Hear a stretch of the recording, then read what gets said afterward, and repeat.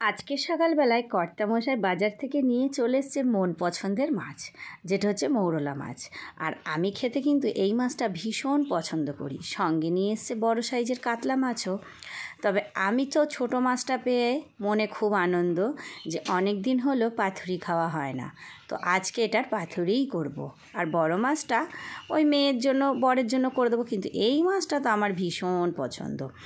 তা প্রথমে এইভাবে বেছে নিলাম। এই আঙুল থাকলেই হলো, বাছার জন্য যে আলাদা বটির দরকার একদমই না।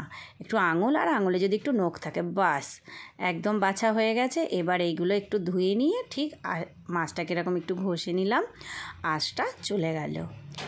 এইবার আর কি, তো বাস পরিষ্কার প্রায় হয়েই গেছে। এবার এগুলোকে ভালো করে ধুয়ে লবণ হলুদ দিয়ে মাখিয়ে রেখে দেব বেশ কিছুক্ষণ। ততক্ষণ আমি করলাম কি, এর যে একটা মশলা সেটা রেডি করে নিলাম। নিয়েছি 2 চামচ মতন টুকরো করা আদা কুচানো, নিয়েছি বেশ কিছুটা মিনিমাম 10-12 কোয়া রসুন, 4টে মতন কাঁচা লঙ্কা, একটু জল দিয়ে একটা মিহি পেস্ট বানিয়ে নিলাম। এবার আপনারা চাইলে এই মায়া মাছগুলোকে কাঁচাও করতে পারেন, অনেকেই এটা কাঁচা করে থাকে, তবে আমি আবার কাঁচাটা একটু কম পছন্দ করি। এর জন্য আমি এটাকে খুব অল্প পরিমাণে ভেজে নেব, মানে এই কোনো রকম। এক পিঠ ভাজা হয়ে গেছে, আর এক পিঠ উল্টে এটাকে নামিয়ে দিলাম। বাস নিয়ে নিলাম একটা গামলা, ওতে দিয়ে দিলাম মাছগুলো।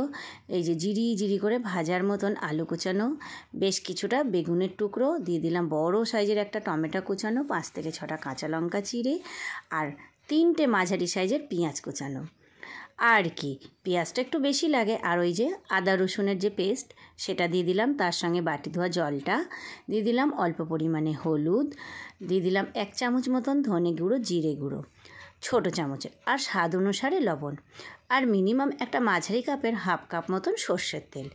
এবার এই সমস্ত কিছুকে খুব ভালো মতন ম্যারিনেট করে নেব। গামলাটা হয়ে গেছে ছোট, এর জন্য ঠিক আমি এইভাবে, তবে হ্যাঁ মাখানোর সময় এটা ফলো রাখতে হবে যেন মাছগুলো কিন্তু ভেঙে না যায়। তো এখানে একদম রেডি।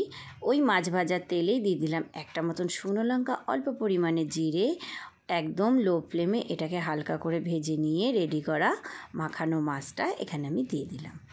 আপনারা চাইলে এই পদ্ধতিতে কলা পাতাতেও করতে পারেন, কলা পাতাতেও কিন্তু দারুণ লাগে, তবে আমি কলা পাতা পাইনি, এর জন্য আমি কড়াইই করে নিলাম।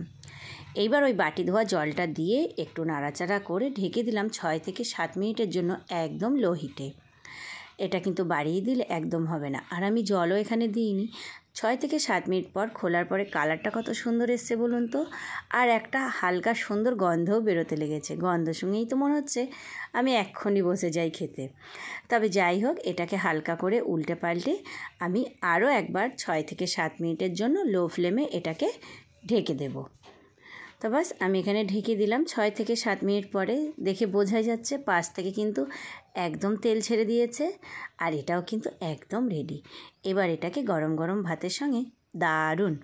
আর আমার এই ভিডিওটি যদি আপনাদের ভালো লেগে থাকে অবশ্যই চ্যানেলটাকে সাবস্ক্রাইব করে দেওয়ার অনুরোধ রইল, আর ফেসবুক থেকে দেখলে পেজটিকে ফলো করে দেওয়ার অনুরোধ রইল। তো দেখা হবে এইরকম ছোট ছোট আরও রান্নার ভিডিওর সঙ্গে। এবার আমি একদম খাওয়ার টেবিলে বসে গেলাম। তো বাই বাই।